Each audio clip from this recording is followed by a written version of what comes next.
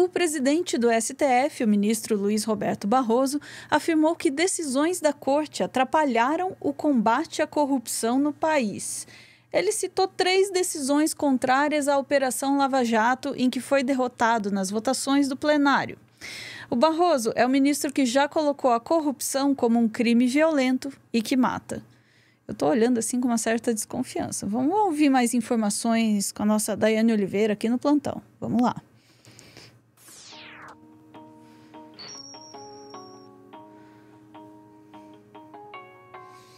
Oi, Daiane. Já fiquei meio assim, né? Porque cheirou a defesa da Lava Jato, eu já...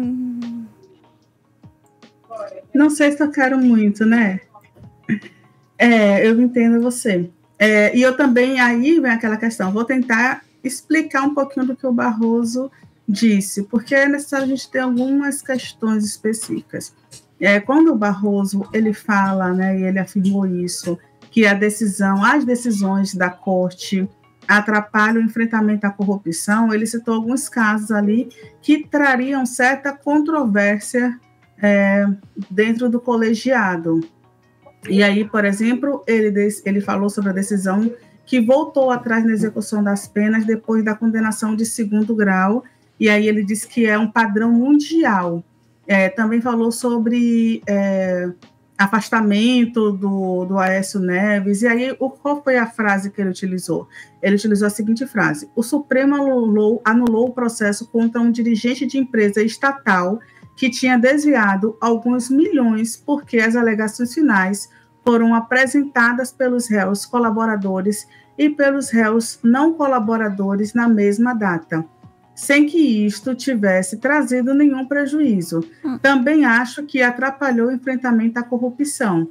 Nesse caso, ele fala do Odebrecht, ele fala diretamente da decisão do Marcelo Odebrecht. Inclusive, foi uma decisão que a gente já fez o corte aqui, e que, de fato, o Odebrecht, ele era um réu confesso dentro desse processo da Lava Jato. Ele tinha, inclusive, uma delação, e essa delação, ele tinha entregue, inclusive, o nome de muitas pessoas, até uma lista, a gente até já brincou com essa lista aqui, não foi, Ana?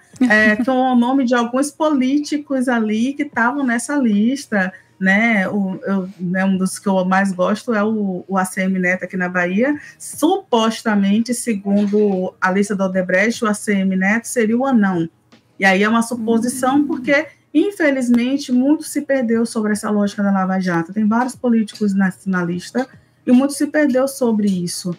E é nessa linha que o Barroso ele faz um paralelo, né? Ele faz um traçado. Quer que eu ponha a matéria, Dai? Eu quero, por favor, te pedir para trazer a nossa matéria, na verdade, a matéria do Poder 360, que traz, né, as falas do Barroso, e vou te pedir para manter na descriminalização do aborto, um pouquinho mais abaixo, e aí ele fala justamente nesse ponto também, que é contra a compreensão de parte da sociedade. Ele também, durante esse encontro, ele resolveu falar sobre a descriminalização do aborto, que é uma das pautas que o Barroso ele já declarou muitas vezes sobre o seu pensamento, que o aborto no Brasil, que a descriminalização do aborto no Brasil deveria ser tratada de uma forma mais séria, mas também pelo Congresso. Por quê? Porque país nenhum do mundo civilizado criminaliza o aborto. Então, por que o Brasil estaria fazendo esse processo? Ele já deu, inclusive no Roda Viva, ele deu essa entrevista falando sobre isso.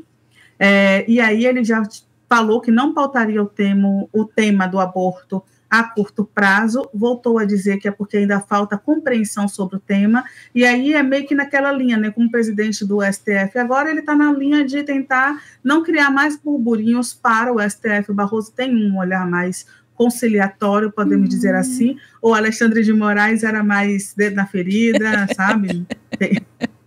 Importante também lembrar desse posicionamento, são posicionamentos, né, mas são pessoais de cada um, inclusive. Achei bem ponderado, na verdade, achei bem ponderado. É um momento realmente delicado que a gente acabou de não derrubar, mas tem ainda pela frente uma PL, né, que falava sobre a criminalização da mulher criança, de qualquer pessoa que realizasse uma interrupção, mesmo nos casos de aborto legal. Então, assim, um momento delicado mesmo para o país. E aí ele fala exatamente o seguinte: é possível ser contra o aborto, não fazê-lo em nenhum caso, pregar contra, e nada disso se confunde com querer prender a mulher que vive a circunstância de ter feito um aborto. São coisas diferentes. Eu preciso pautar isso em algum momento, mas não gostaria de pautar contra a compreensão da sociedade.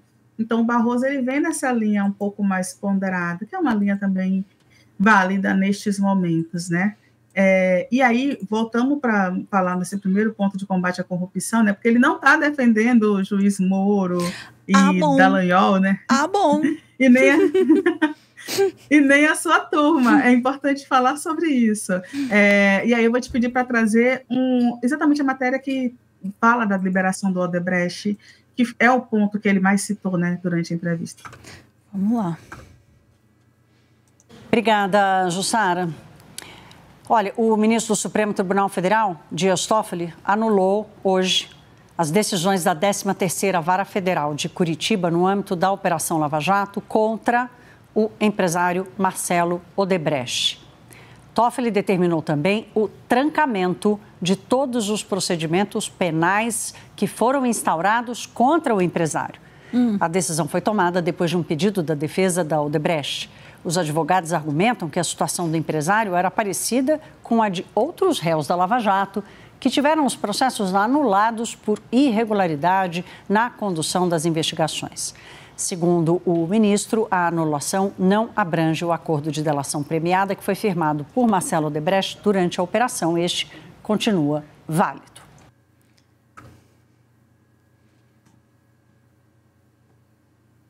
E aí vale a gente lembrar, né?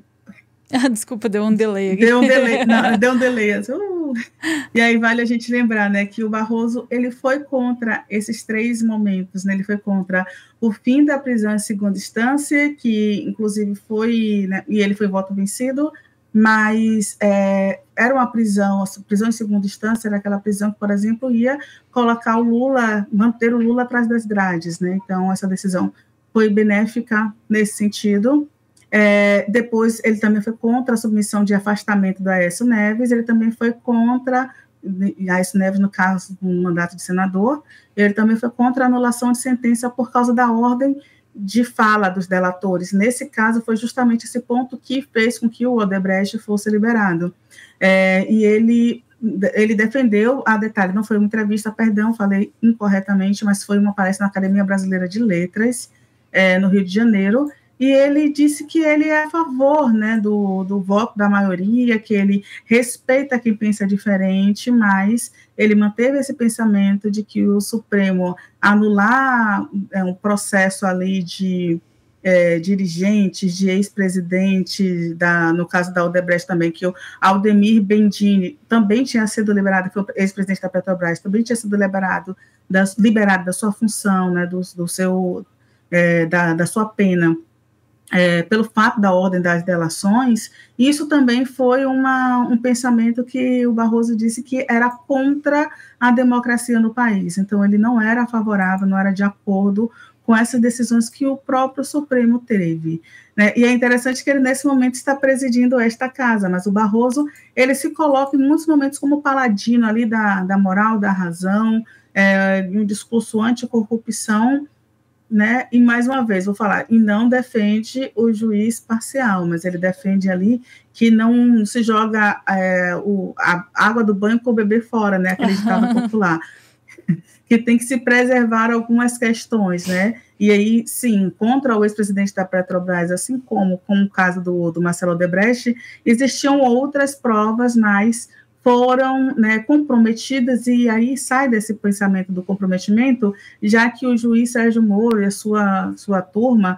foram, né, parciais e comprometeram as investigações com a troca de conversas ali e com a liberação e várias outras informações que foram já ditas como parciais, né, durante esse processo de investigação e julgamento, né? Então, infelizmente, o Sérgio Moro, por mais que também o Barroso fale sobre a decisão do STF que prejudicou o combate à corrupção, as condutas de determinados juízes, né, e de procuradores também comprometeram. Nesse caso, foi exatamente isso que aconteceu, antes de chegar no Supremo Tribunal Federal, né?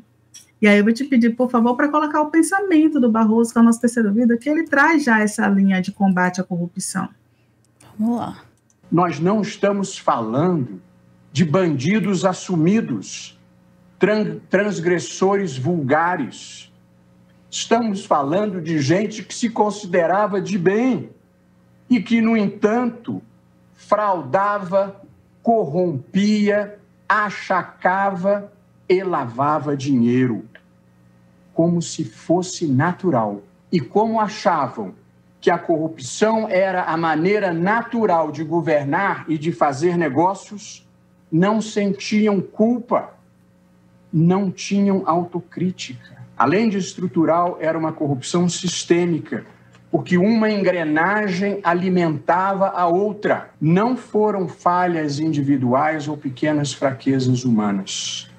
Eram esquemas profissionais de arrecadação e de distribuição de dinheiros desviados. A política em sentido verdadeiro, a busca pela realização do bem público com idealismo e dedicação, esta sim é uma das atividades mais nobres a que alguém pode se dedicar, considerando a extensão e a profundidade da corrupção no Brasil, o monturo que havia se acumulado ao longo dos anos.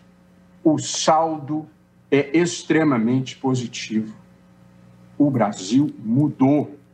Não que a corrupção tenha acabado, mas será difícil acontecer de novo.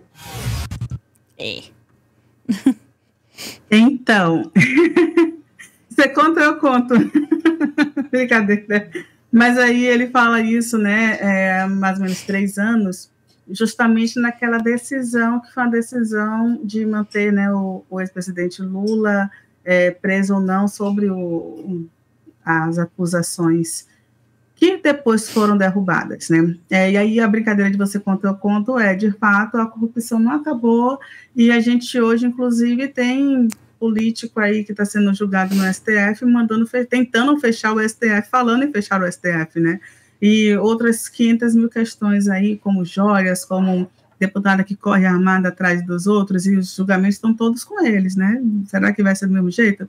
Enfim, o Barroso ele tem esse discurso de combate à corrupção, mas eu volto a dizer, desculpa ser repetitiva, esqueceu de falar também que a gente tem que combater a corrupção dentro também dos magistrados ali, né? Tem que combater também, né, nos altos escalões, tem que combater em outras instâncias, isso também é importante. Essa é uma ideia bem interessante para o Brasil, né? Que tal, assim, em vez de só apontar a corrupção dos outros, olhar para as suas instituições também, né? Mas vamos lá. Ficamos por aqui? Ficamos por aqui. Recadinho da TV Cringe, vamos lá. Muito obrigada por ver esse vídeo até o final. A gente encerra agradecendo você por escolher o Meteoro na hora de se informar e a gente também tem um convite para fazer, para que você conheça a nossa maravilhosa TV Cringe Brasil. Nesse novo projeto, o Meteoro mistura vídeo ensaio, react, um pouco da TV dos anos 90 para falar de cultura, de arte, de história, de filosofia e de tudo mais. É um formato novo, mas que olha lá para o Meteoro do passado.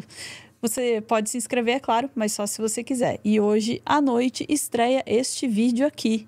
Podemos perder todo o avanço científico que a gente teve até hoje? E se algo na humanidade desse errado, hein? Algo tão, mas tão errado que fosse capaz de fazer a gente perder séculos de avanços científicos.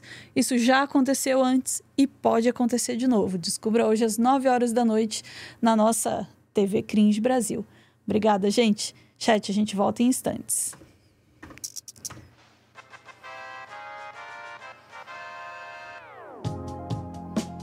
Corrupção.